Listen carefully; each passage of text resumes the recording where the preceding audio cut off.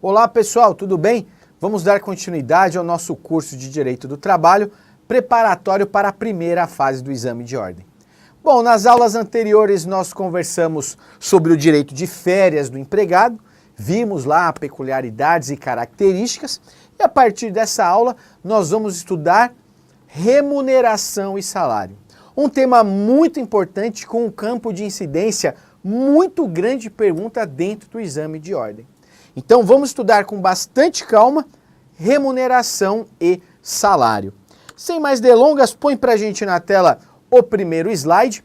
Olha lá então, remuneração, pessoal, consiste na somatória da contraprestação paga diretamente pelo empregador, seja em pecúnia, seja em utilidades, com a quantia recebida pelo obreiro de terceiros a título de gorjeta.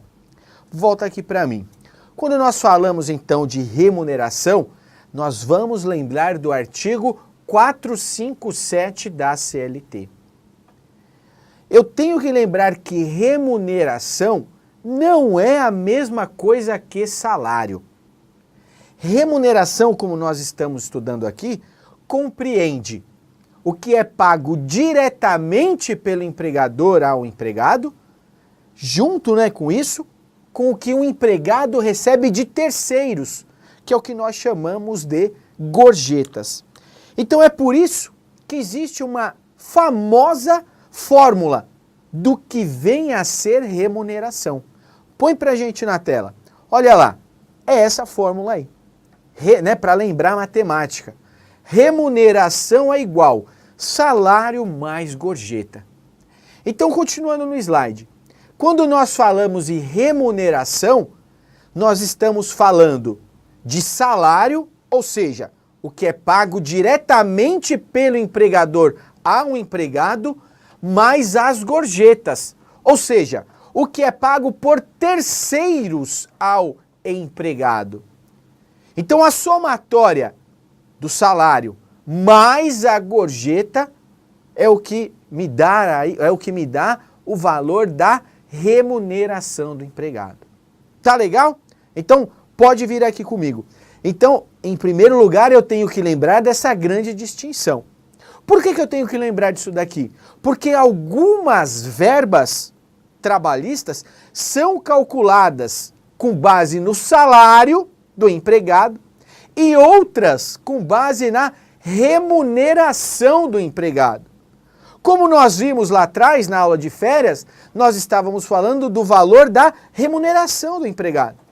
O valor das férias é o valor da remuneração do empregado e não o valor do salário do empregado. Ah, professor, mas nem todos os empregados possuem gorjetas. E aí vai ser a mesma coisa? Aí sim, porque o empregado não possui gorjeta. Agora, pensando lá no pessoal da churrascaria, que nós vamos, que recebe os 10%.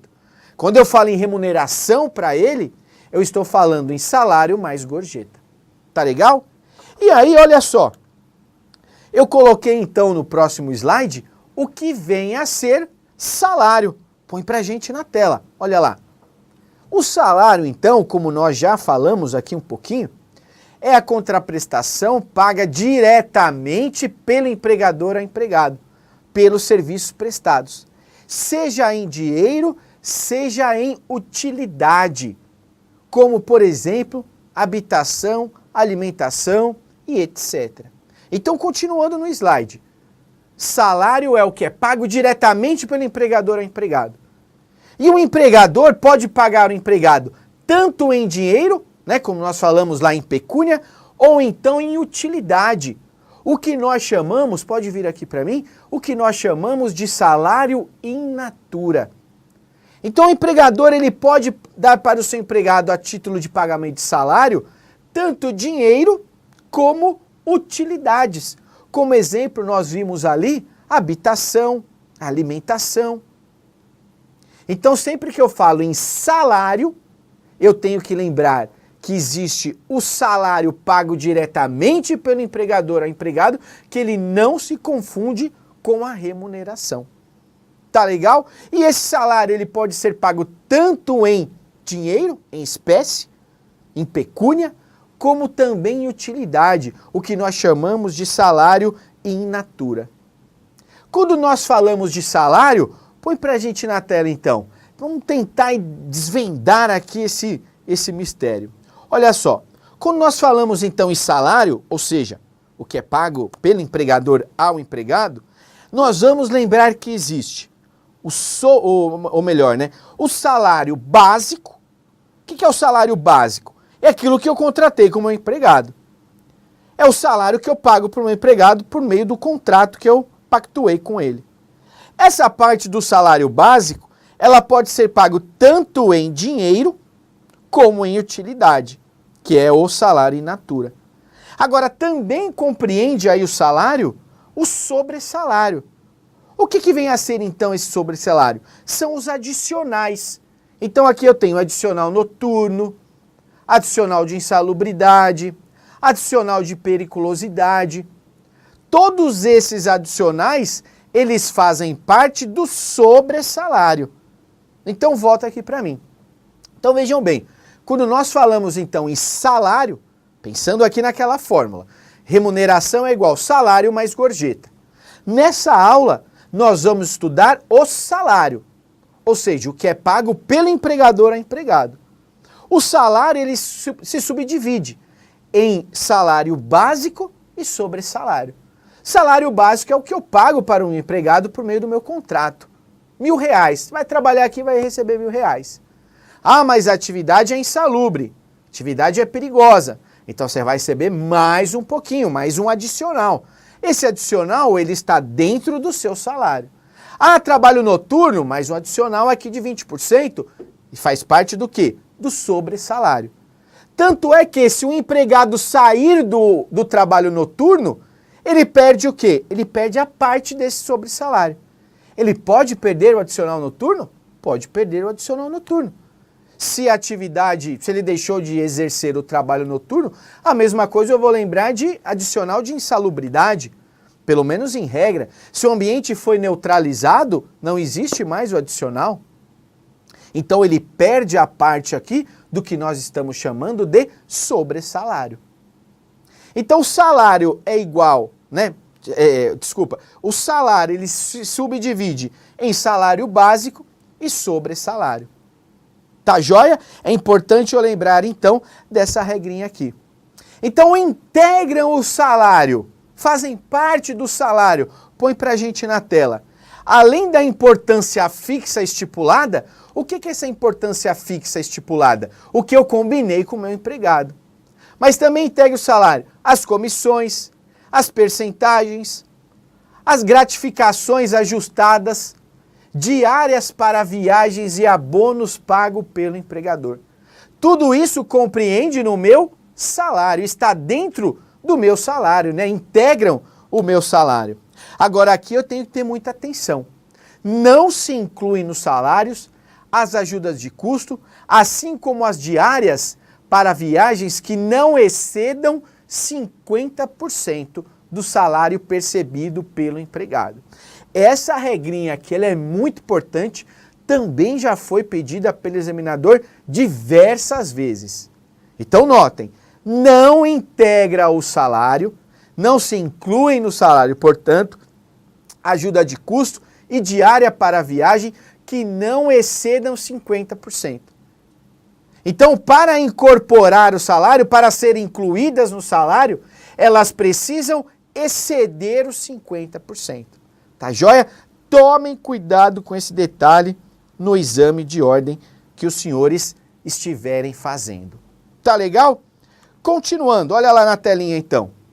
Um outro termo importante da gente lembrar é o salário mínimo. O salário mínimo, ele não se confunde com os termos que nós estamos estudando aqui. Olha lá, o que é o salário mínimo? É a contraprestação mínima que é devida e paga diretamente pelo empregador a todo trabalhador, inclusive ao trabalhador rural, sem distinção de sexo, por dia normal de serviço, e capaz de satisfazer, isso daqui vem a utopia, capaz de satisfazer em determinada época e região do país as suas necessidades normais de alimentação, habitação, vestuário, higiene, transporte. A gente sabe que muitas vezes o salário contratual ele já não dá, né? E o salário mínimo então agora, né, tá aumentando um pouquinho, mas essa ideia, pelo menos aí, né, que o salário mínimo atenda. A gente sabe que não atende, mas isso daqui né, é o norte, né? Nós temos aqui esse objetivo. Então qual que é a regrinha aqui? Se eu não tenho um salário contratual, a gente sabe que o empregador ele não pode pagar abaixo do salário mínimo. Ele pode pagar do salário mínimo para cima. E uma outra ideia que eu tenho que lembrar é também do salário previsto em convenção ou acordo coletivo. Em convenção coletiva. É aquele salário normativo, salário de determinadas categorias, que são previstos em convenção coletiva. Então, muitas categorias possuem aí um valor de salário mínimo, mas para aquela determinada categoria. É o que eu chamo de salário normativo. Tá legal? Mas o que nós estamos estudando aqui é a ideia de salário como um todo. Salário pago é o que, né, aquela verba, aquela parte da remuneração que é paga diretamente pelo empregador ao empregado. Como nós vimos aqui, o salário básico, ele pode ser pago em dinheiro ou em utilidade. E aí vocês podem estar se perguntando, professor, mas aí fica fácil. O empregador, ele pode então, ao invés de dar o dinheiro para o empregado, ficar pagando só a utilidade? Negativo. Vamos lembrar aí da regrinha do artigo 82, parágrafo único da CLT. Põe pra gente na tela. Olha lá. O salário mínimo pago em dinheiro não será inferior a 30% do salário mínimo. Artigo 82, parágrafo único. Então volta aqui para mim, vamos interpretar essa regrinha. Qual que é a ideia aqui? O empregador, ele tem que dar 30% do salário, tem que ser em dinheiro. Os outros 70% ele pode pagar em utilidade. E aí aqui é até importante para o empregador muitas vezes pagar em utilidade porque ele pode ter alguns benefícios. Então é por isso que existe aí essa ideia, pensando, lógico, aqui no empregador. Mas a regrinha que eu tenho que lembrar para o dia da prova é 30% em dinheiro, o restante pode ser em utilidade. Não que necessariamente será, mas pode ser em utilidade. Tá joia? Continuando aqui, pessoal, vamos estudar então o salário in natura.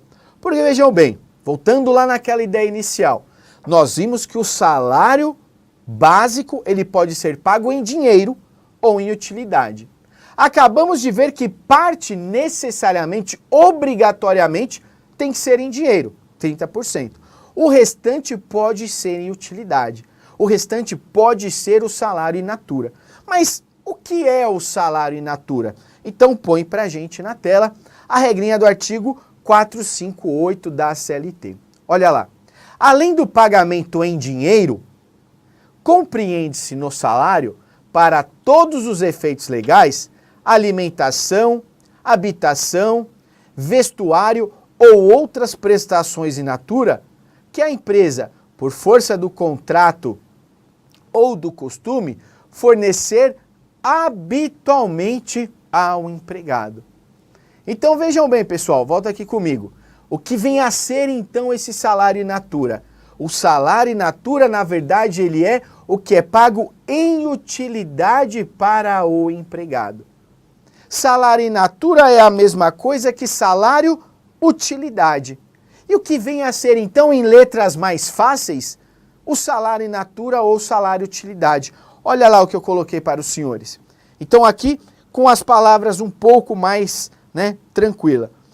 Toda parcela bem ou vantagem fornecida habitualmente pelo empregador como gratificação pelo trabalho desenvolvido ou pelo cargo ocupado. Então, continuando no slide, notem o seguinte detalhe. Em primeiro lugar, o que eu grifei aí para os senhores, é toda parcela, bem ou vantagem fornecida habitualmente pelo empregador como gratificação. Então, aquela vantagem ou bem fornecido ocasionalmente ao empregado, como ali pelo trabalho, né, como uma gratificação pelo trabalho, essa prestação, esse bem ou vantagem ocasional, ela não entra como salário in natura. Ela precisa ser habitual. E aí volta aqui para mim, só para a gente lembrar, por que que o empregado ele vai querer falar que aquela prestação é in natura? Porque se ele fala que aquela prestação é in natura, ou se ficar caracterizada aquela prestação como prestação in natura, o valor daquela prestação irá integrar o salário do empregado. E uma vez integrado o salário do empregado, eu tenho os famosos reflexos. Como assim, reflexos? Uma vez então integrada aquela prestação ao salário, vai refletir em diversas parcelas. Porque vejam bem, se aquela parcela lá não era computada no salário, e agora ela vai ser computada, significa que tem uma diferença. Vamos lembrar, por exemplo, do fundo de garantia. O valor daquela prestação que não foi calculada como in natura, ela não foi levada em consideração para o fundo de garantia. Agora, eu incorporando essa verba ao meu salário, eu terei o reflexo, portanto, no fundo de garantia. Ah, professor, os reflexos, ou melhor, essas prestações, elas refletem em quais verbas? Aqui eu tenho uma dica para a memorização. Vocês vão lembrar sempre da sigla ADDFF. ADDFF. Aviso prévio, 13º, descanso semanal remunerado, férias e fundo de garantia. Então, sempre que essas parcelas integrarem o salário, elas vão refletir nessas 5 parcelas que eu acabei de falar para os senhores. Por isso que é importante eu lembrar do que é o salário in natura. Então, as prestações que forem, ou melhor, as gratificações, voltando aí na tela, as vantagens ou gratificações, bens, fornecidas habitualmente pelo empregador como gratificação pelo trabalho desenvolvido ou pelo cargo ocupado. Por que eu coloquei aí, né, sublinhei esse termo pelo? Então volta aqui para mim, vamos entender. Por que eu tenho pelo? E aí a doutrina inteira ela fala nesse pelo e ela faz uma comparação com o termo para. Então se a prestação foi dada, né, se o bem ou vantagem foi dada pelo trabalho, olha, eu gostei muito do seu trabalho. Pelo trabalho desenvolvido, eu vou te dar aqui uma vantagem, salário in natura. Agora, eu vou te dar um bem para você trabalhar, para o trabalho. Vou te fornecer, por exemplo, um veículo para você trabalhar. Quando eu uso o termo para, eu estou pensando, eu estou tratando aquela prestação como uma ferramenta para o trabalho. Se aquele bem ou vantagem foi fornecida para o trabalho, ela não será caracterizada como salário in natura. Tá legal? É por isso que eu separei aí no próximo slide para os senhores esses 2 termos. Então olha lá. Se a prestação for para o trabalho, ela não tem natureza salarial. Ela é como se fosse uma ferramenta para o trabalho. Agora, se a prestação, né, se o bem ou vantagem foi dado pelo trabalho, aí sim tem natureza salarial, ela vai ser considerada salário in natura. Tá legal, pessoal? Então, para eu caracterizar salário in natura, eu vou lembrar dessas 2 ideias. Habitual, a prestação ela tem que ser habitual e também ela tem que ser pelo trabalho desenvolvido. Caso contrário, não será considerado salário in natura. Tá joia? Continuando, quais prestações que a lei fala que não serão consideradas prestações in natura? Ou seja, não se incorporam ao salário do empregado. Aqui, pessoal, põe pra gente na tela então, eu vou passar uma a uma e depois eu passo a dica para memorização. Legal? Então olha lá, o artigo 458, parágrafo 2º, eu tenho essas considerações, né, esses itens. Então não são considerados salário in natura. Vestuário, né, equipamentos e outros acessórios fornecidos aos empregados e utilizados no local de trabalho para a prestação de serviço. Então o vestuário, equipamentos e outros acessórios utilizados no local de trabalho para a prestação de serviço não vai ser considerado, porque é tido como uma ferramenta para o trabalho. Continuando, educação em estabelecimento de ensino próprio ou de terceiros, compreendendo os valores relativos à matrícula, mensalidade, anuidade, livros e material didático. Continuando, transporte destinado ao deslocamento para o trabalho e retorno em percurso servido ou não por transporte público. Assistência médica, hospitalar e odontológica prestada diretamente ou mediante seguro-saúde. Seguro de vida e acidentes pessoais. Previdência privada. E aqui eu tenho que lembrar também que o valor correspondente ao Vale Cultura, de acordo com a Lei 12.761, de 27 de dezembro de 2012. Cigarros, né, súmula 367, item 2, fala que o cigarro também não pode ser considerado salário in natura. Volta aqui para mim. E por que que é óbvio que nenhuma droga, né, nem inclusive o cigarro, pode ser considerado salário in natura? Porque o salário, ele possui natureza jurídica de alimentos. Se ele possui natureza jurídica de alimentos, pessoal, eu não poderia ter aqui uma, né, droga nociva aqui à minha saúde como uma prestação que seria salário, tá joia? Que teria, então, entre aspas, aí, essa natureza alimentar. Tá joia? Ah, professor, mas ficou muito difícil. Fica muito difícil eu lembrar aqui quais são essas prestações no dia da prova. O senhor falou que tinha uma dica aí para a memorização, então tá na hora de passar, não é? Então é bem aqui que encaixa essa ideia. O que que eu quero que vocês se lembrem? Vocês vão falar o seguinte para o examinador: não são considerados salário in natura. Vocês sabem? Vocês vão falar o seguinte: positive.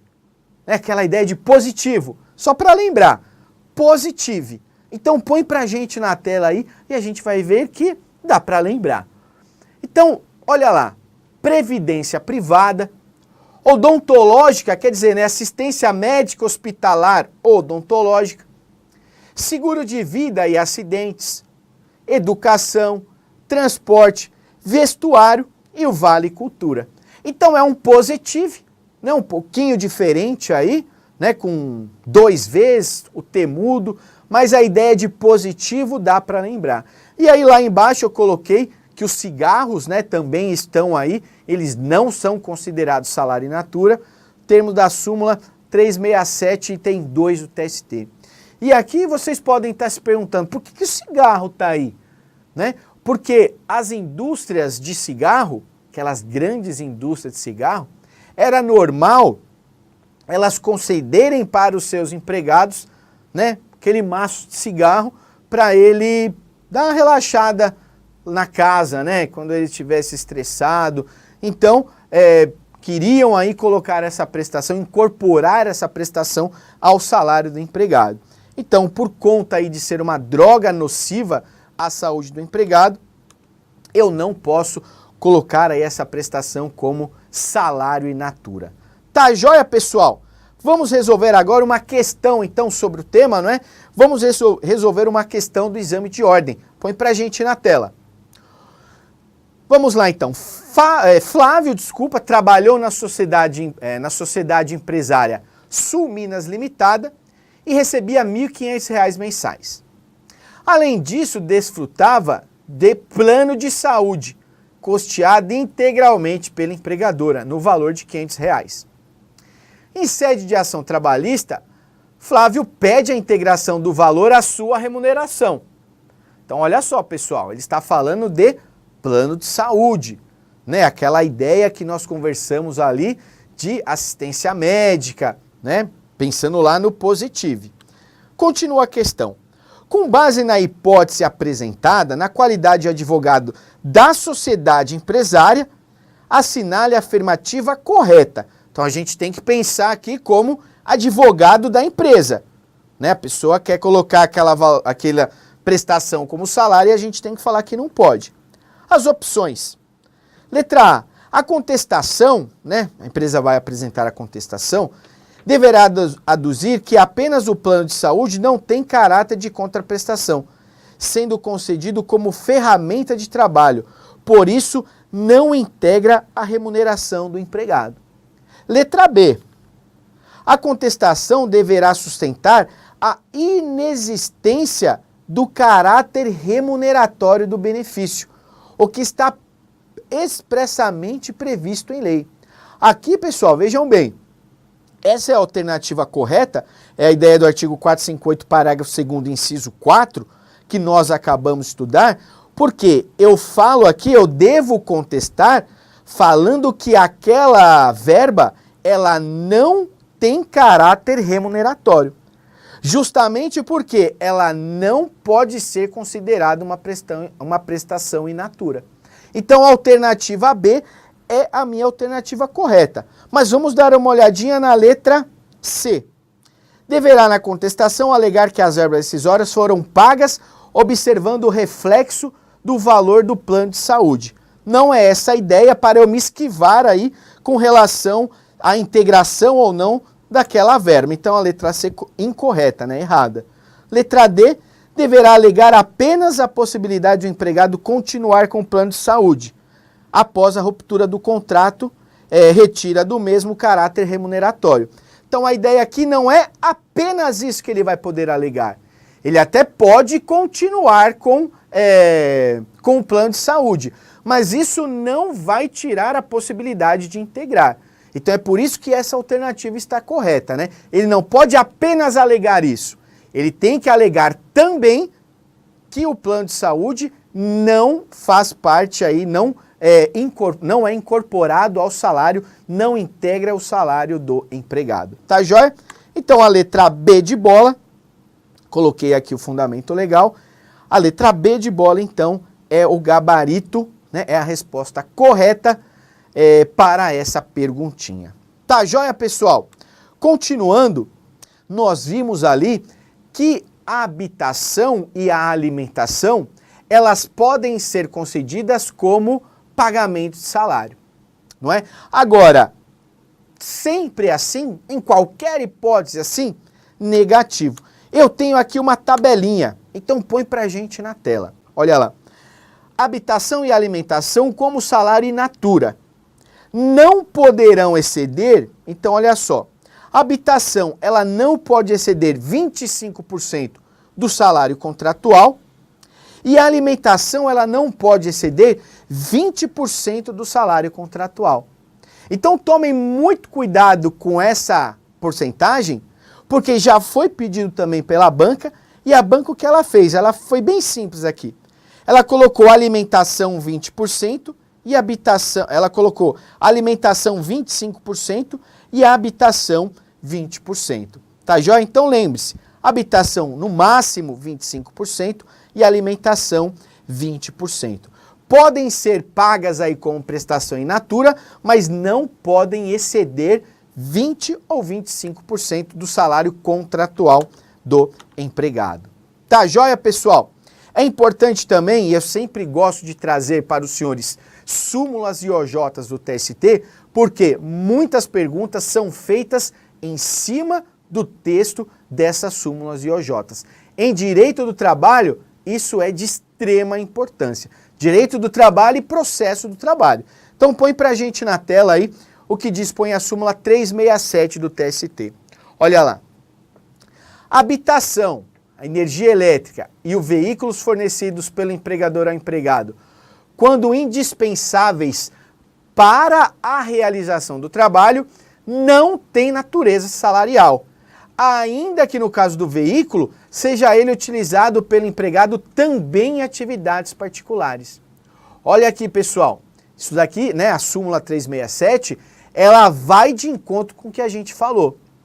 Porque se a prestação, se o bem ali, não é, ou vantagem, se for concedida para o trabalho, né, para a realização do trabalho, ela é considerada uma ferramenta e não tem natureza salarial. É o que dispõe aqui o item 1 da súmula 367. Agora o item 2, põe pra gente na tela, olha lá. O cigarro não se considera salário-utilidade em face de sua nocividade à saúde. Então vem aqui comigo, é aquela regrinha que nós falamos lá no Positive.